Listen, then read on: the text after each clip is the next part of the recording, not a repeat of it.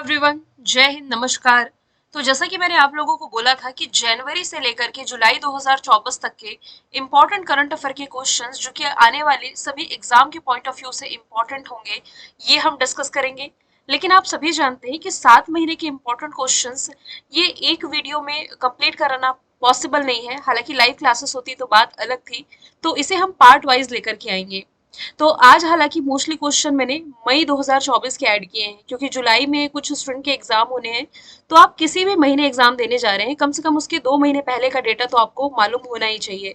तो mostly question आज की इस सीरीज में यानी कि पार्ट 1 में आपको मई मंथली 2024 के मिलने वाले हैं।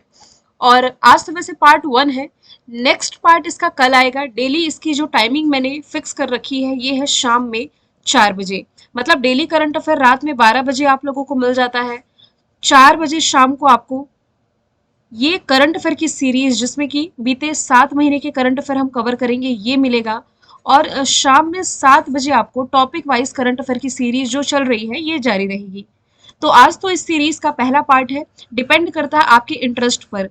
यदि आप लोगों को इसमें इंटरेस्ट है, मतलब कि टॉपिक वाइज करंट अफेयर जो चल रहा था वो तो ठीक है, लेकिन ये सीरीज यदि आप चाहते हैं कि कंटिन्यू जारी रहे तो इसे आप लोग शेयर करना ज्यादा से ज्यादा। आपके रिस्पॉन्स पर डिपेंड करता है कि ये सीरीज आगे जारी रहेगी या नहीं। तो चलिए बिना टाइम वेस्ट किए शुरू करते हैं आज का हमारा पहला सवाल।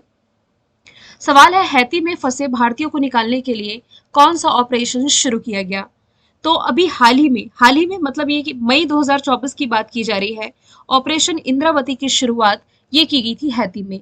हैती जो कि एक कैरिबियाई कंट्री है, आप इसकी लोकेशन देख सकते हैं। इसकी कुछ हिस्ट्री है, यदि आप 4-5 साल पहले से करंट अफेयर पढ़ रहे हैं, हालांकि इतने पहले से तो नहीं पढ़ रहे होंगे, मैं श्योर हूँ, लेकिन बस मैं आपको बता देती हूँ कि लॉकडाउन के समय यहाँ के जो राष्ट्रपति थे जुवेनल मोइसे, इनके घर में घुस करके हत्या की गई थी। बहुत बवाल मचा था। फिर ये सत्ता किसी और के हाथ में आई। प्रधानमंत्री जो यहाँ पदभार संभाल रहे थे उनका भी जनता ने विरोध किया, सड़कों पर जनता उतर आई। हालांकि प्रधानमंत्री ने पद से इस्तीफा भी दे दिया, बावजूद इसके हिंसा थमी नहीं। और ऐसे भारतीय जो हैती में फंसे हुए थे इन्हें निकालने के लिए ऑपरेशन इंद्रावती की शुरुआत की गई थी। हैती की कैपिटल हो जाएगी पोर्ट ओ प्रिंस, करेंसी हो जाएगी हैतियन गॉर्डे। अब आप सभी जानते हैं हमारे करंट अफेयर का जो पैटर्न होता है, एक क्वेश्चन से 4 ऑप्शन रिलेट करने का, तो बाकी 3 ऑप्शन तो ऐसे जाने नहीं देंगे। ऑपरेशन अजय की शुरुआत ये भी हाल ही में इसराइल से भारतीयों को निकालने के लिए चलाया गया था। ऑपरेशन गंगा यूक्रेन से भारतीयों को निकालने के लिए चलाया गया ऑपरेशन है। और ऑपरेशन करुणा की शुरुआत ये म्यांमार में की गई थी। मतलब भारत सरकार ने म्यांमार जो कि मोचा साइक्लोन से प्रभावित था, मोचा चक्रवात का नामकरण आप याद रखिए यमन ने किया, तो इससे प्रभावित म्यांमार को हेल्प करने के लिए भारत ने ऑपरेशन करुणा की शुरुआत की थी। अगला सवाल है, हाल ही में चर्चे में रहा काबर ताल ये कहाँ स्थित है? तो ये स्थित हो जाएगा बिहार में। ऑप्शन नंबर बी इसका राइट आंसर हो जाएगा। अभी ये चर्चे में क्यों आया? चर्चे में आने का कारण ये था क्योंकि ये जो काबर लेक है ये सिकुड़ रही है, मतलब कि इसका एरिया कम हो रहा है। बिहार में काबर ताल ये राज्य का एकमात्र रामसर स्थल है। अधिकारियों की उपेक्षा का सामना करना पड़ रहा है इसे, जिसके परिणाम स्वरूप आप कह सकते हैं इसके कवरेज क्षेत्र में कमी आई है। 1986 में इसे एक संरक्षित क्षेत्र नॉमिनेट किया गया और 1989 में इसे पक्षी अभयारण्य घोषित किया गया। रामसर सूची में शामिल होने के बावजूद इसका एरिया 36% ये कम हुआ है, इसके कारण चर्चे में आया है। मैं आपको बता दूं, रामसर स्थलों की संख्या भारत में पहले हुआ करती थी 75, फिर बढ़ करके हुई 80, अब हो गई है 82। आज तारीख है 10 जुलाई। 10 जुलाई 2024 तक का अपडेटेड कंटेंट मैं आपको प्रोवाइड करा रही हूँ। तो जो लास्ट के 2 शामिल हुए हैं ये बिहार का ही नागा नकटी पक्षी अभयारण्य हो जाएगा। एडिशनल तौर पर आप रिलेट कर सकते हैं। अब यहाँ पर बात की जा रही है लेक की, तो आप रिलेट करेंगे भोजताल। भोजताल ये मध्य प्रदेश में है, राजधानी भोपाल में। रहस्यमयी झील के नाम से जाने वाली रूपकुंड झील, रूपकुंड लेक ये आपकी हो जाएगी उत्तराखंड में। और चिल्का लेक जो कि भारत में सबसे खारे पानी की लेक है, ओडिशा में स्थित हो जाएगी। तीसरे नंबर का सवाल है, G7 शिखर सम्मेलन 2024 का आयोजन कहाँ किया गया? देखिए जून 2024 में इसका आयोजन किया गया है यूरोपियन कंट्री इटली में। ऑप्शन नंबर ए इसका राइट आंसर हो जाएगा। इटली के पुगलिया में G7 समिट आयोजित किया गया। G7 ये ग्रुप ऑफ 7 मेंबर कंट्री, मतलब इसका समूह है जिसमें भारत शामिल नहीं है, जरूर याद रखिए। इंडिया G7 का हिस्सा नहीं है। अब होस्ट किया है इटली ने। इटली जो कि एक यूरोपियन कंट्री है, मेडिटेरियन सी के ऊपर, आप इसकी लोकेशन देख सकते हैं। इसकी कैपिटल हो जाएगी रोम, जो कि टाइबर नदी के किनारे है। और इसी रोम में हेडक्वार्टर हो जाएगा फूड एंड एग्रीकल्चर ऑर्गेनाइजेशन का। करेंसी इतालवी लीरा। और यहाँ के प्राइम मिनिस्टर ये हो जाएंगी जॉर्जिया मेलोनी। जॉर्जिया मेलोनी जो कि अभी हाल ही में भारत के दौरे पर भी आई हुई थी। ठीक है। अच्छा, यहाँ पर मैं करेंसी चेंज करना चाहूंगी, लीरा नहीं होगी करेंसी। यूरोपियन कंट्री है और मोस्टली यूरोपियन कंट्री की जो करेंसी है ये यूरो रहती है। ठीक है, तो इसे आप अपडेट कर लेंगे। इवेंट एंड समिट की बात की जा रही है तो G20 2024 होस्ट करने जा रहा है ब्राजील। लास्ट ईयर ये भारत ने होस्ट किया था। इस साल ब्रिक्स समिट होस्ट करने जा रहा है रशिया कजान में। लास्ट ईयर साउथ अफ्रीका ने होस्ट किया था। और अभी इसी महीने जुलाई 2024 में ही समर ओलंपिक की शुरुआत ये होनी है फ्रांस की कैपिटल पेरिस में, जिसका शुभंकर यानी कि मस्कट हो जाएगा फ्रीजियन कैप। देखने में तो वैसे 3 प्रश्न ही हमने सॉल्व किए हैं, लेकिन आप मल्टीप्लाई कर ले, यदि आप ऑप्शन के थ्रू देखें तो हमारे 12-15 से अधिक फैक्ट्स कवर हो जाते हैं। ठीक है। नंबर ऑफ क्वेश्चंस ये 30 है। डेली 30-30 की ये सीरीज चलाएंगे। कमेंट बॉक्स में आप बताएंगे कि इस 30 में से आप लोगों ने कितने सही अटेम्प्ट किए हैं और क्या नंबर ऑफ क्वेश्चंस बढ़ाया जा सकता है, 40-50 लाना है तो वो भी आप मुझे कमेंट बॉक्स में बता देंगे। अगला सवाल है, भारतीय कुश्ती महासंघ यानी कि रेसलिंग फेडरेशन ऑफ इंडिया के एथलीट आयोग का अध्यक्ष किसे चुना गया है? तो नरसिंह यादव की नियुक्ति अभी हाल ही में रेसलिंग फेडरेशन ऑफ इंडिया के एथलीट आयोग के अध्यक्ष के रूप में की गई है। वैसे इस एथलीट के मतलब रेसलिंग फेडरेशन ऑफ इंडिया के अध्यक्ष संजय सिंह है, एथलीट आयोग के अध्यक्ष नरसिंह यादव हैं। बात की जाए यदि रेसलिंग फेडरेशन ऑफ इंडिया की 1967 फॉर्मेशन ईयर दिल्ली में मुख्यालय है। देवेंद्र झांझड़िया इंडियन पैरालंपिक एसोसिएशन के अध्यक्ष हैं। पीटी उषा ये इंडियन ओलंपिक एसोसिएशन की पहली महिला अध्यक्ष है। जबकि बीसीसीआई के अध्यक्ष हो जाएंगे रोजर बिन्नी, सेक्रेटरी हो जाएंगे जय शाह। नेक्स्ट है, चर्चे में रही प्रोजेक्ट नीलगिरी तहर परियोजना की शुरुआत किस राज्य सरकार के द्वारा की गई है? तो तमिलनाडु का जो राजकीय पशु है नीलगिरी, नीलगिरी तहर के आप कह सकते कंजर्वेशन के लिए, इनके संरक्षण के लिए ये नीलगिरी तहर परियोजना है, जो कि आने वाले 2022 से 2027 तक यानी कि 5 सालों के लिए विस्तारित ये परियोजना है, जिसका पर्पस है इस प्रजाति की सुरक्षा करना और उनका अस्तित्व सुनिश्चित करना है। बिहार में आप ये रिलेट कर सकते हैं, जाति आधारित जनगणना शुरू करने वाला ये देश का पहला राज्य हो जाएगा। अभी आप जुलाई के करंट अफेयर से रिलेट करेंगे ना, तो ओडिशा में स्थित है उदयगिरी की गुफाएं, जिसके दौरे पर प्रेसिडेंट द्रौपदी मुर्मू जी गई थी, चर्चे में रहा था। हरियाणा हाइड्रोजन ट्रेन शुरू करने वाला भारत का पहला राज्य है। सवाल नंबर 6वां है, आयरलैंड के सबसे युवा प्रधानमंत्री कौन बने हैं? तो अभी हाल ही में साइमन हैरिस बने आयरलैंड के सबसे युवा प्रधानमंत्री। और इसके पहले लियो वराडकर जो कि भारतीय मूल के थे, ये यहाँ के प्रधानमंत्री हुआ करते थे। गैब्रियल अटल फ्रांस के सबसे युवा प्रधानमंत्री बनाए गए हैं। न्यूजीलैंड के प्रधानमंत्री हो जाएंगे क्रिस्टोफर लक्सन। शेख हसीना ये बांग्लादेश के प्रधानमंत्री हैं, जो कि रिसेंटली भारत के दौरे पर आई हुई हैं। सवाल नंबर 7वां है, हाल ही में वैश्विक मीडिया पुरस्कार 2024 किसने जीता है? तो अभी हाल ही में जो सना है, सना जो कि इंडिया टुडे की एक एआई एंकर है, इसने जीता है वैश्विक मीडिया पुरस्कार। वैसे यदि आप रिलेट करें ना, तो पत्रकारिता से ही रिलेटेड जो रवीश कुमार है एनडीटीवी के संपादक रह चुके हैं, हालांकि बाद में इन्होंने इस्तीफा दे दिया था। तो रैमन मैग्सेसे अवार्ड इन्होंने 2019 में जीता और पत्रकारिता के ही क्षेत्र में दिया जाता है चमेली देवी जैन पुरस्कार। तो अभी हाल ही में जो चमेली देवी जैन पुरस्कार की घोषणा की गई है 2024 में, ग्रीष्मा ठाकुर और ऋतिका चोपड़ा को दिया जाना है। 8वें नंबर का सवाल है, किताब है जिसका नाम है द विनर माइंडसेट, ये किसके द्वारा लिखी गई है? तो ऑस्ट्रेलिया के पूर्व क्रिकेटर सेन वॉटसन की ये किताब है, जो कि मई 2024 में लॉन्च की गई। वैसे क्रिकेटर और उनके संबंधित यदि आप बुक्स को रिलेट करेंगे ना, तो राहुल द्रविड़ टाइमलेस स्टील इनकी किताब हो जाएगी। सचिन तेंदुलकर की ऑटोबायोग्राफी का नाम हो जाएगा प्लेइंग इट माई वे। और सौरव गांगुली जो कि बीसीसीआई के पूर्व अध्यक्ष रह चुके हैं, इनकी किताब का नाम हो जाएगा a century is not enough.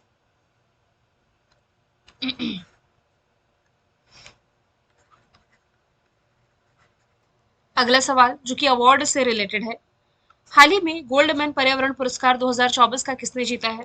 तो अभी हाल ही में जो आलोक शुक्ला है, जो कि छत्तीसगढ़ के पर्यावरण कार्यकर्ता और छत्तीसगढ़ बचाओ आंदोलन के संयोजक रहे हैं, इन्हें 2024 का गोल्डमैन पर्यावरण पुरस्कार के लिए चुना गया है। गोल्डमैन पर्यावरण पुरस्कार, जिसे ग्रीन नोबल के नाम से भी जाना जाता है, दुनिया भर में जमीनी स्तर के पर्यावरण चैंपियनों को ये प्रदान किया जाता है। बेसिकली ऐसे व्यक्ति जो ग्रीनरी को प्रमोट करने के लिए काम करे, उन्हें यह अवार्ड मिलता है।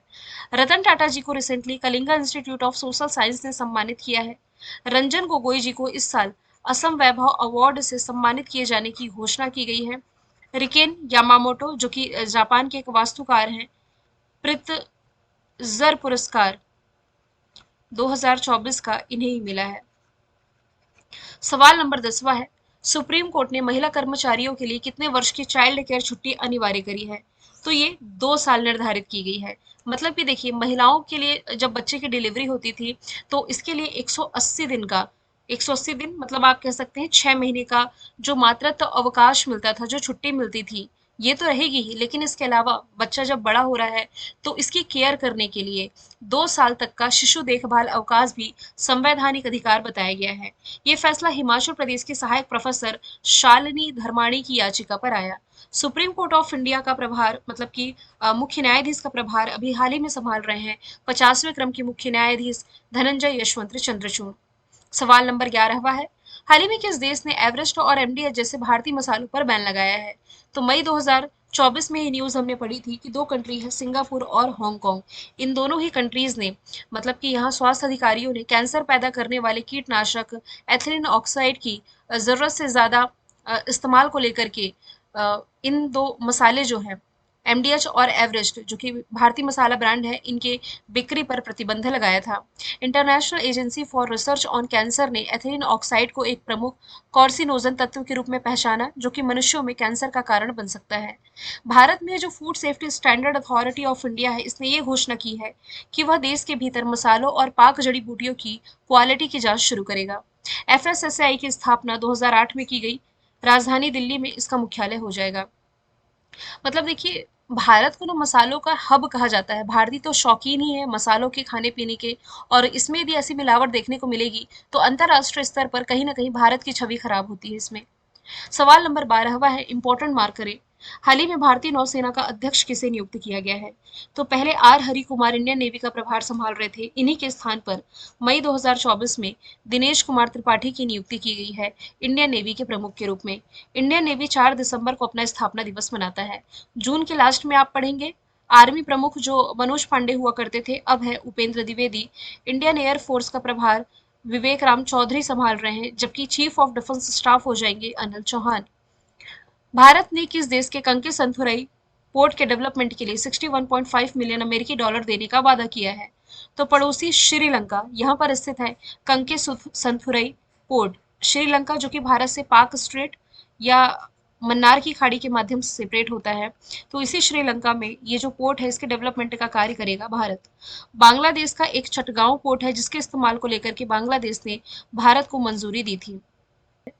दुनिया का सबसे गहरा ब्लू होल ये कहाँ खोजा गया है?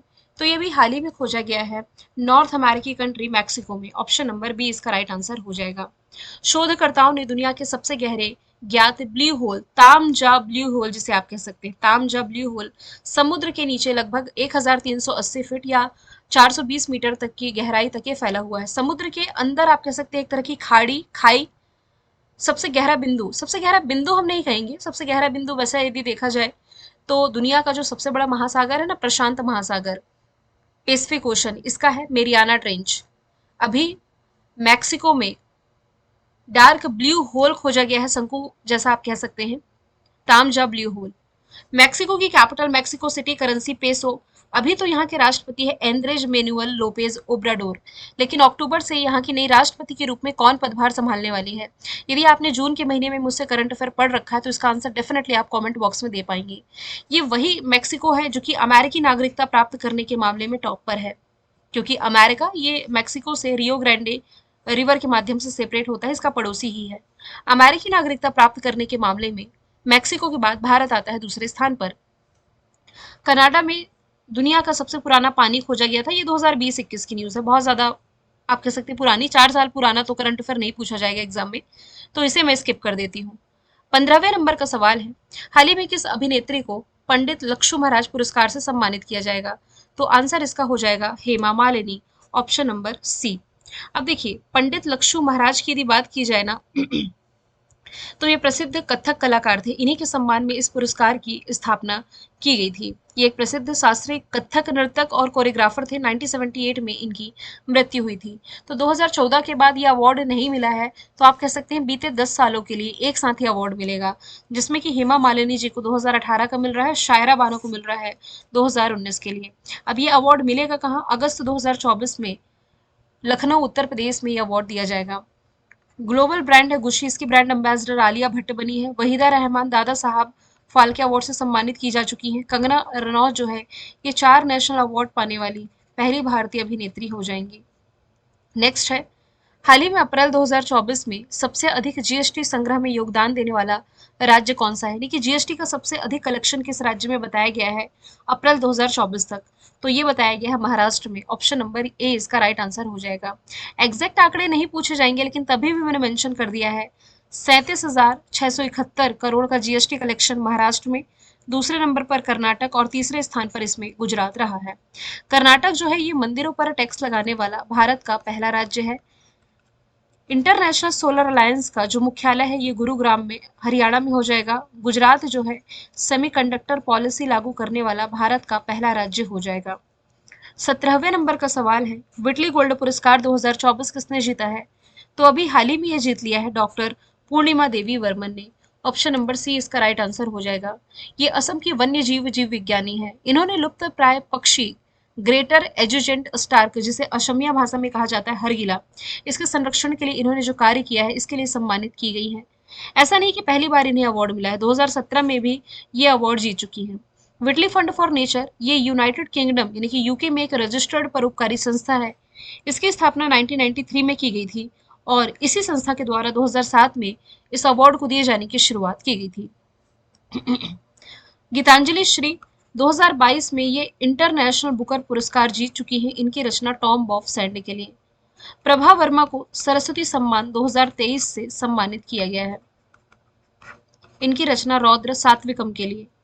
यहाँ पर आलोक शर्मा लिखा है, इसे यदि मैं आलोक शुक्ला कर दूं तो जस्ट हमने देखा है गोल्डमैन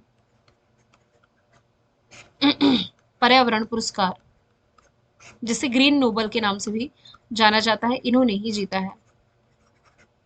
सवाल नंबर 18वां है, अंतरराष्ट्रीय शतरंज महासंघ ने किस भारतीय को ग्रैंड मास्टर की उपाधि से सम्मानित किया है? तो अभी हाल ही में इस उपाधि से सम्मानित किए गए हैं वैशाली राम बाबू, जो कि आर प्रज्ञानंद की बहन है। और कोनेरू हम्पी और हरिका द्रोणावल्ली के बाद ये तीसरी भारतीय महिला ग्रैंड मास्टर बनी है जिन्होंने फाइड से उपलब्धि पाई है। फाइड यानी कि international chess federation, 1924 formation year, Lausanne में मुख्यालय, अर्काडी डोकोरविच वर्तमान में इसके अध्यक्ष हैं। मैं आपको बता दूं, देश के पहले ग्रैंड मास्टर विश्वनाथन आनंद थे। अभी देश में 85 नंबर के ग्रैंड मास्टर ये पी श्याम निखिल बने हैं, तमिलनाडु के हैं। 10 जुलाई तक तो 85 ही है, यदि आगे बढ़ेंगे तो अपडेट में कर दूंगे। 19वें नंबर का सवाल है, अकॉर्डिंग टू टाइम अभी हाल ही में दुनिया के शीर्ष एडटेक कंपनीज की लिस्ट जारी की गई थी, जिसमें कि टॉप पर रही थी एमिरेट्स। ऑप्शन नंबर बी इसका राइट आंसर है। ओवरऑल यदि देखा जाए तो 250 एडटेक कंपनीज की लिस्ट जारी की गई थी, जिसमें कि 15 भारतीय एडटेक फर्म इसमें शामिल थे। पहले स्थान पर एमिरेट्स, दूसरे स्थान पर माइको, तीसरे स्थान पर अनअकैडमी। ओवरऑल इनकी रैंकिंग पहली, 26वीं और 54वीं रही थी। हाल ही में कहा कि वैज्ञानिकों ने 90 मिलियन वर्ष पुराना शाकाहारी डायनासोर खोजा है। तो ये भी हाल ही में खोजा गया है साउथ अमेरिकी कंट्री अर्जेंटीना में। अब इसका जो नाम रखा गया है, ये रखा गया है चकीसॉरस निकुल। अर्जेंटीना साउथ अमेरिकी कंट्री, जिसकी capital Buenos Aires, currency peso. Javier Milei वर्तमान में इसके हो जाएंगे राष्ट्रपति। अर्जेंटीना से आप रिलेट कर सकते हैं पंपास घास के मैदान, और प्रसिद्ध जो फुटबॉलर हैं लियोनल मेसी, इनका संबंध अर्जेंटीना से हो जाएगा। मैक्सिको में जस्ट हमने देखा डार्क ब्लू होल की खोज की गई है। अब 10 प्रश्न ही हमारे रह जाते हैं जिसमें 21वें नंबर का सवाल है, हार्वर्ड कार्यक्रम शुरू करने वाला भारत का पहला विश्वविद्यालय कौन बना है? तो ये भी हाल ही में बन गया है चंडीगढ़ यूनिवर्सिटी। इसका उद्देश्य है ज्ञान का आदान प्रदान, शैक्षणिक नवाचार यानी कि इनोवेशन और हाई क्वालिटी वाली व्यवसायिक शिक्षा प्रदान करना है, जो कि चंडीगढ़ विश्वविद्यालय के छात्रों को वैश्विक प्रदर्शन का अवसर प्रदान करेगा।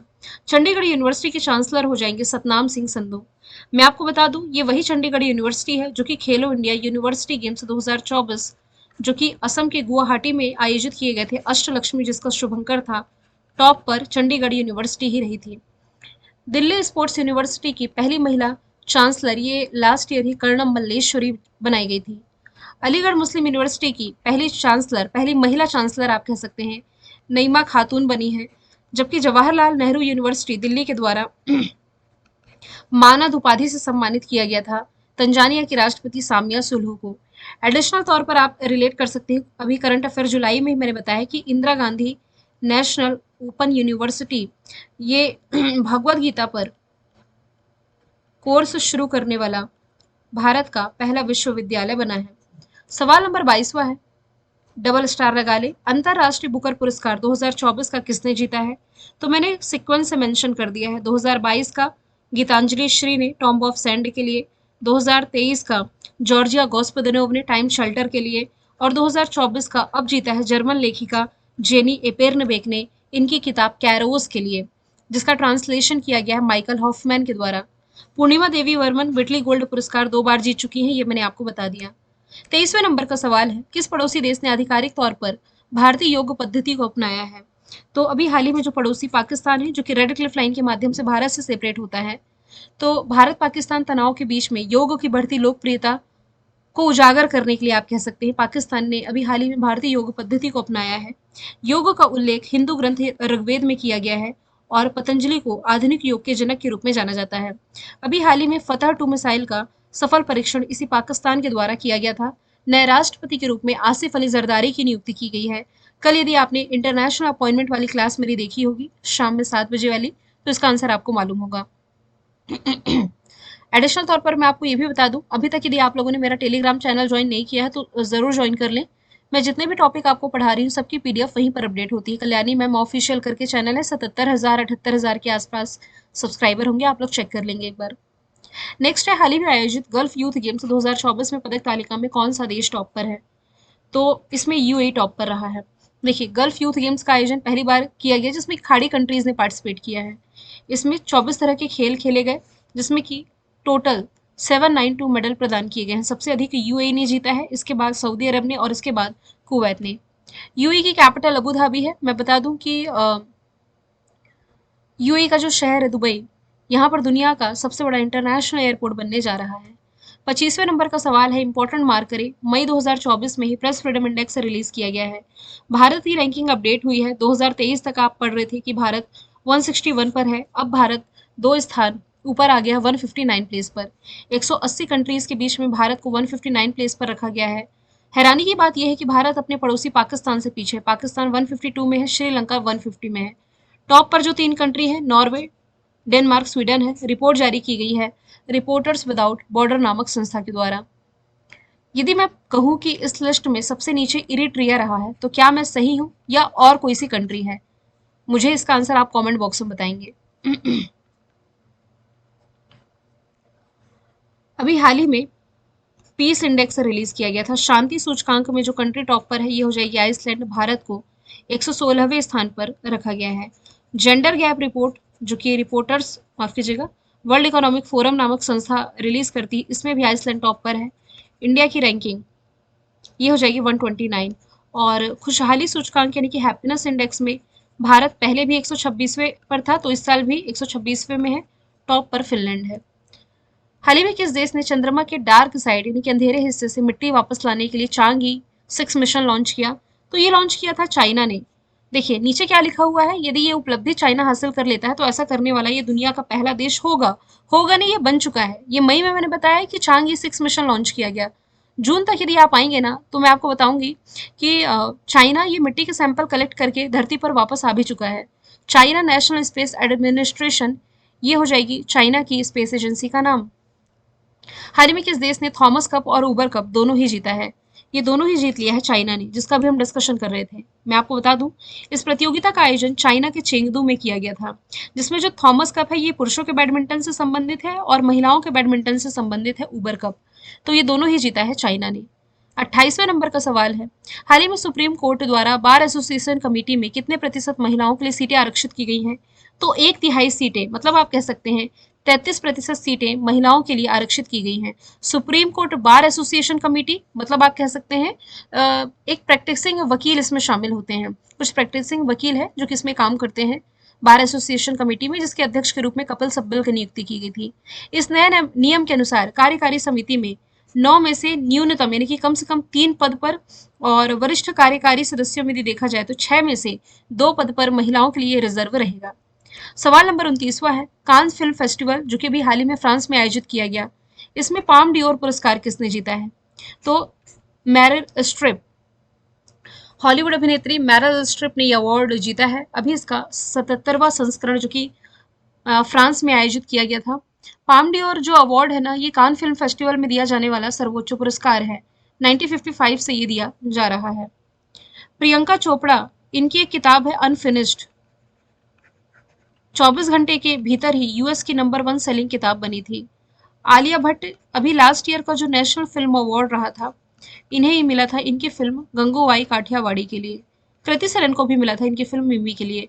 एमा स्टोन, इस साल का जो ऑस्कर अवार्ड है 2024 का, इन्होंने ही जीता है इनकी फिल्म पुअर थिंग्स के लिए। और लास्ट का सवाल है, मई 2024 में भारत का पहला स्वदेशी बॉम्बर यूएवी लॉन्च किया गया कहां पर? कर्नाटक की राजधानी बैंगलोर में। यूएवी का मतलब होता है अनमैन्ड एरियल व्हीकल। इसका नाम रखा गया है FWD-200B। FWD एक कंपनी का नाम है, फ्लाइंग वेजेस डिफेंस इसकी फुल फॉर्म बनती है। इसी कंपनी ने इसका निर्माण किया है, जिसकी कीमत है एक यूनिट की 25 करोड़ रुपए। स्पीड है 370 किलोमीटर प्रति घंटे की। इसकी तुलना अमेरिका के प्रेडेटर ड्रोन से भी की जा रही है, जो भारत को FWD-200B के मुकाबले 10 गुना ज्यादा कीमत पर पड़ रहा है। ये टेक ऑफ के समय लगभग 500 किलोग्राम तक का पेलोड अपने साथ उठा सकता है, और जमीन से 200 किलोमीटर तक की ऊंचाई तक यूएवी को कंट्रोल किया जा सकता है। बैंगलोर, ये कर्नाटक की कैपिटल है। इसरो का मुख्यालय आप यहीं पर पढ़ते हैं। आप लोगों ने जनवरी 2024 में अटल सेतु पढ़ा होगा, जिसका उद्घाटन प्राइम मिनिस्टर नरेंद्र मोदी ने महाराष्ट्र की कैपिटल मुंबई में किया। देश का पहला गोल्ड एटीएम हैदराबाद में स्थापित किया गया है। और दिल्ली में, यदि आप रिलेट कर सके तो इस साल का रायसीना डायलॉग, 9वें क्रम का रायसीना डायलॉग आप कह सकते हैं, जिसमें मुख्य अतिथि के रूप में ग्रीस के प्रधानमंत्री किरियाकोस मित्सोटाकिस शामिल हुए थे। ठीक है, तो ये 30 इंपॉर्टेंट क्वेश्चंस रहे। आई होप ये वीडियो आपको पसंद आया होगा। और देखिए 30 तो कहने बस के लिए है, कितने फैक्ट्स हम कवर करते हैं जो पुराने स्टूडेंट हैं वो रिलेट कर सकते हैं, वो समझते हैं इस चीज़ को। तो पार्ट 1 मैं सिर्फ एक डेमो वीडियो के तौर पर ये क्लास लेकर के आई हूँ। मैं चाह रही थी कि वीडियो कितना भी लंबा हम खींचे, आधे घंटे से ज़्यादा नहीं जाना चाहिए। क्योंकि मैं हमेशा आपको कहते रहती हूँ कि आप हमेशा ही क्वालिटी पर फोकस किया करिए, क्वांटिटी पर नहीं कि हम एक दिन में 100 प्रश्न पढ़ लें। नहीं, कोई ज़रूरी नहीं है। हम उतने ही प्रश्न पढ़ें जिनके एग्जाम में पूछे जाने की पॉसिबिलिटी रहती है। 30 क्वेश्चन ही पढ़े ना, लेकिन ऐसे ऑथेंटिक क्वेश्चन पढ़े जो सीधे सीधे एग्जाम का पार्ट बने।